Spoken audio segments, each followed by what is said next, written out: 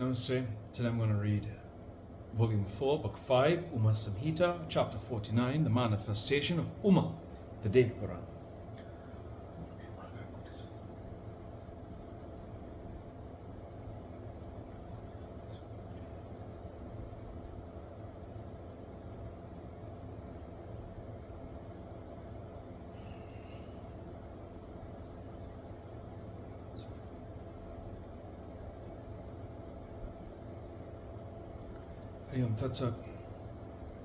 The sages said, O Sutta, the most excellent among the omniscients, please mention the incarnation of Uma, the goddess of all the worlds and the mother of Saraswati.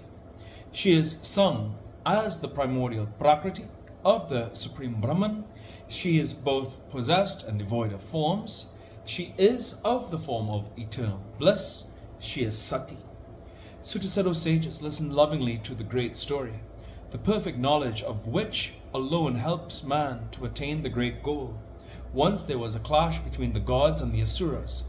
Thanks to the power of the goddess, the gods became victorious. Then the gods were proud and haughty. They boasted, we are blessed. What can the asuras do to us? Of our unbearable prowess, the asuras are afraid. They have gone to Patala, saying, run, run. Then all of them proclaimed thus, wonderful is the strength, splendor, and good luck of the gods. That has reduced the race of the Dechas. Then a mass of splendor appeared at the unprecedented sight of which the gods were surprised. Ignorant of the real glory and the intention of the goddess to quell their arrogance, the asuras said with choking throats, what is this? What is this? Then the Lord Indra ordered the gods, go ye all and examine it and ascertain what it is. Urged by Indra, the wind god approached Splendor and addressed it. Who are you? The Splendor too put the same question to him. Thus asked by the big mass of splendor, the wind god replied arrogantly, I am Vayu, the vital breath of the universe. Everything in the universe, mobile or immobile, is woven like warp and woof into me. I am the support of everything. I move the entire universe. Then the great Splendor said, if you are competent to move, O wind god, please move this blade of grass I have set before you. Move it as you please. The wind god put forth all his efforts, but the blade of grass did not stir from its position. Then he was put to shame. The wind god went silently to the assembly of Indra. Then he narrated the details of his discomfiture.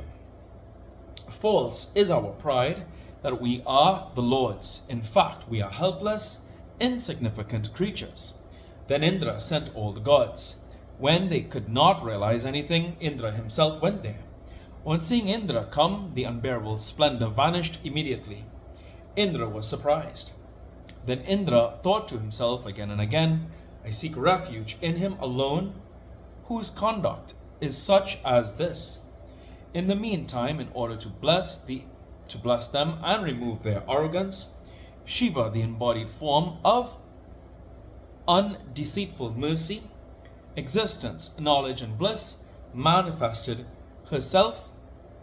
Shiva, the embodied form of undeceitful mercy, existence, knowledge, and bliss, manifested herself on the 9th day of the bright half of the month Chaitra, when the sun was in the middle of the day. Shining among the mass of splendor, she brightened the quarters with her brilliance. She enlightened the gods, saying, I alone am Brahman. In her 4 hands she held boons, noose, goads, and the mystic gesture of protection. She was served by the Vedas and looked beautiful and proud of her blooming youth. She wore red garments and red garlands. Red sandal paste was smeared over her body. She was as dazzling as a crow of cupids. Her lustre was that of a crow of moons. The great Maya, in the form of the eminent soul of all, the cosmic witness of all living beings, and the great Brahman spoke. Uma said, neither Brahma, nor Vishnu, nor Shiva, the slayer of the Tripura demon, can bluff before me. What about the other gods? the great Brahman, the great light in the form of the two Pranavas, I alone am. I am all. There is none other beside me. Though devoid of form, I possess forms. I constitute all principles. I am eternal, and my attributes cannot be disputed. I am both the cause and the effect. Sometimes I have the form of a woman, sometimes of a man, sometimes both. I am goddess, assuming all forms. I am the creator, the protector, and the destroyer of the world. I am the enchantress of the universe. All the Shaktis, Kali, Lakshmi, and Saraswati, as well as others, are born of my parts. So also the arts originate from me. Due to my power alone, the demons are conquered by you. Without knowing me of this nature, you bluff as the lords of all. Just as a magician makes the wooden doll of a woman dance, so also I, the goddess, make all living beings dance. Being afraid of me, the wind blows, the fire god burns, the guardians of the quarters carry on their duties. Independent that I am, I sportively bestow victory on the gods sometimes and on the Dechas sometimes. It is my form that is described in the Vedas as indestructible, the great abode, the one beyond Maya, and that which is greater than the greatest. My form is twofold, Saguna and Nirguna. One is mixed with Maya, and the other is free from it. O gods, endowed with devotion, realize this and eschew your arrogance. Worship me, the eternal Prakriti. On hearing the merciful words of the goddess, the gods eulogized her with their shoulders drooping with devotion. O goddess of the universe, forgive us. O goddess, be pleased.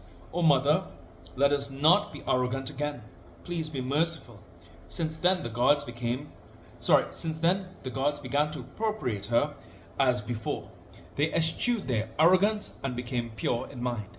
O Brahmins, thus I have narrated to you the manifestation of Uma. By only hearing this, men attain the great region. Here is today's reading of the Shiva Puran. Om Prabhu Puran.